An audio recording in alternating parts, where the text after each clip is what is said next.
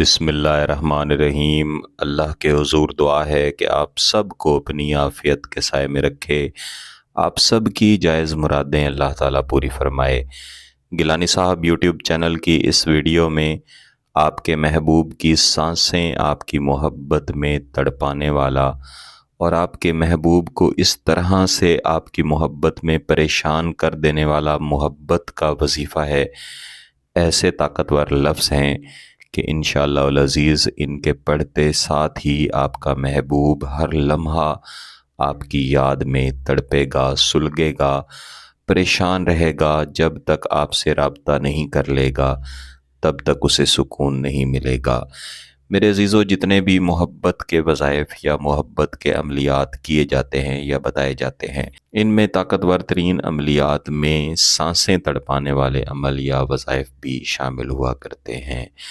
ایسے کئی دوست احباب ہیں، کئی بہنیں ہیں جو کسی کی محبت میں فی الوقت تڑپ کر یا پریشان ہو کر اس طرح کے طاقتور وظائف کر لیا کرتے ہیں، سامنے والے شخص کو تڑپا لیا کرتے ہیں، لیکن بعد ازاں اسے چھوڑ دیتے ہیں۔ یہ میرا ذاتی تجربہ ہے۔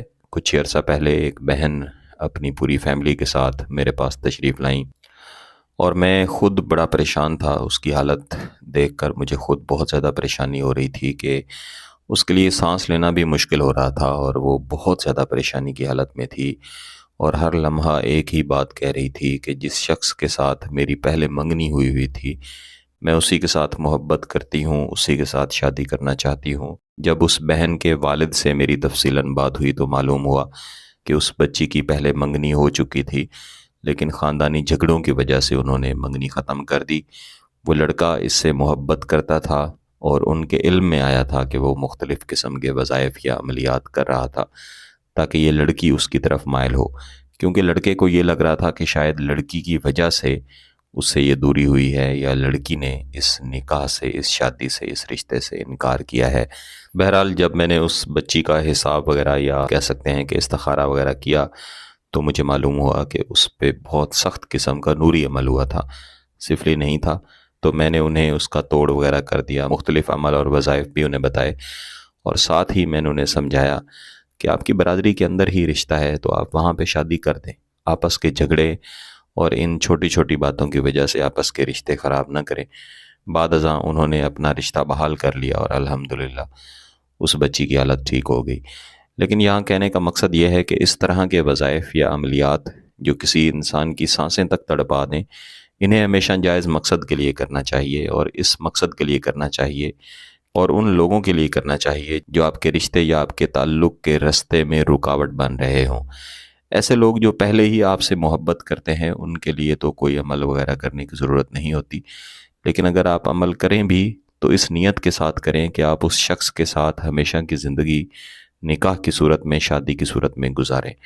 میں یہاں گیلانی صاحب یوٹیوب چینل پر جتنے بھی وظائف یا عملیات دیا کرتا ہوں، میں ان کے ساتھ واضح الفاظ میں یہ کہہ دیا کرتا ہوں کہ آپ ان وظائف کو، ان عملیات کو صرف جائز مقصد کے لیے ہی کریں۔ ناجائز مقصد کے لیے، وقت گزاری کے لیے یا کسی کی زندگی خراب کرنے کے لیے ہرگز ان وظائف کو نہ کریں۔ تو مجھے معلوم ہے کہ اس بچے نے کون سا وظیفہ کیا تھا، تو میں عین وہی وظیفہ یہاں پہ اس ویڈیو میں آپ کو دینے جا رہا ہوں۔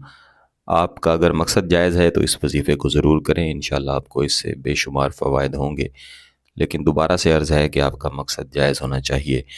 لیکن اس وظیفے کو کرنے سے پہلے لازماً آپ کے لیے ہے کہ ایک دو چیزوں کا آپ اہتمام کریں۔ پہلی بات تو یہ کہ کسی بھی میٹھی چیز کی خیرات کریں، اور خیرات اس نیت کے ساتھ کریں کہ رجال الغیب جو ہیں وہ اس وظیفے کو کرنے کی صورت میں آپ کے ساتھ ناراض نہ ہوں۔ اگرچہ یہ ایک نوری وظیفہ ہے، اس کے کوئی نقصانات نہیں ہیں، ان کے فوائد ہی ہوا کرتے ہیں۔ اس کے بعد آپ نے کسی بھی خاموشی والی جگہ کا انتخاب کرنا ہے، جہاں پہ بالکل خاموشی ہو، کوئی آپ کو ڈسٹرب نہ کرے، وہاں پہ بیٹھ کے آپ نے اس وظیفے کو کرنا ہے۔ کسی ایک نماز کا آپ نے انتخاب کر لینا ہے کہ اس نماز کے بعد آپ اس وظیفے کو پڑھیں گے۔